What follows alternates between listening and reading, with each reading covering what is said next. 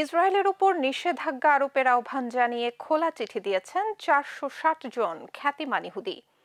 গাজা ইসরায়েলের কর্মকাণ্ডকে গণহত্যা হিসেবে উল্লেখ করে জাতিসংঘ ও বিশ্ব নেতাদের প্রতি এই আহ্বান জানান তারা। চিঠিতে স্বাক্ষরকারী ব্যক্তিদের মধ্যে রয়েছেন সাবেক ইসরায়েলি কর্মকর্তা, অস্কার জয়ী লেখক, বুদ্ধিজীবী সহ আরও অনেকে। অধিকৃত গাজা, পশ্চিম তীর ও পূর্ব জেরুজালেমে বিবেক বর্জিত কর্মকাণ্ডের জন্য ইসরায়েলকে জবাবদিহির আওতায় আনার দাবি জানান তারা। বৃহস্পতিবার ব্রাসেলসে বৈঠকে বসছেন ইউরোপীয় ইউনিয়নের নেতারা।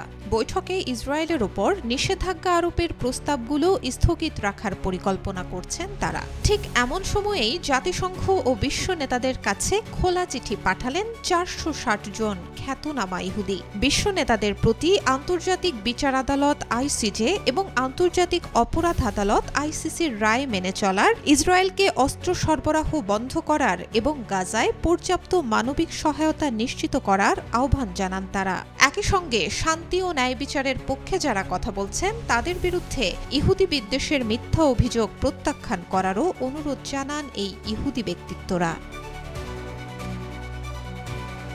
স্বাক্ষরকারীদের মধ্যে রয়েছেন ইসরায়েলের পার্লামেন্ট নেসেটের সাবেক স্পিকার আব্রাহাম বুর্গ, সাবেক ইসরায়েলি শান্তি আলোচক ড্যানিয়েল লেভি, ব্রিটিশ লেখক মাইকেল রোজেন, কানাডীয় লেখক নাওমি ক্লেইন, অস্কারজয়ী চলচ্চিত্র নির্মাতা জনাথন গ্লেজার, মার্কিন অভিনেতা ওয়ালেস শন, পুলিৎজার পুরস্কার বিজয়ী বেঞ্জামিন মোজার সহ আরও অনেকে।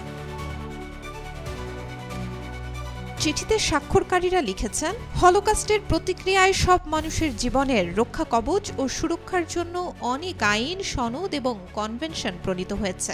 ইসরায়েল সেই সুরক্ষামূলক ব্যবস্থাগুলো ক্রমাগত লঙ্ঘন করে চলেছে। আরও বলা হয়, যখন ইসরায়েলের কর্মকাণ্ড গণহত্যার আইনি সংজ্ঞার সঙ্গে মিলে যায় তখন অপরিমেয় শোকে তাদের মাথা নত হয়ে আসে।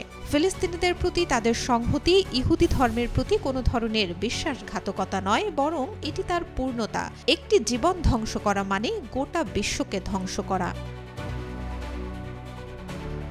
ওয়াশিংটন পোস্টের এক জনমত জরিপে দেখা যায় ৬১% মার্কিন ইহুদি বিশ্বাস করেন ইসরায়েল গাজায় যুদ্ধাপরাধ করছে, আর ৩৯% মনে করেন দেশটি গণহত্যা চালাচ্ছে।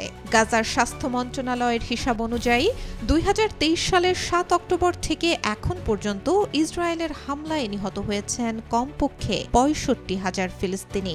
আহত হয়েছেন ১,৬৭,০০০-এর বেশি, যাদের বেশিরভাগই নারী ও শিশু। Desk report, B News 24।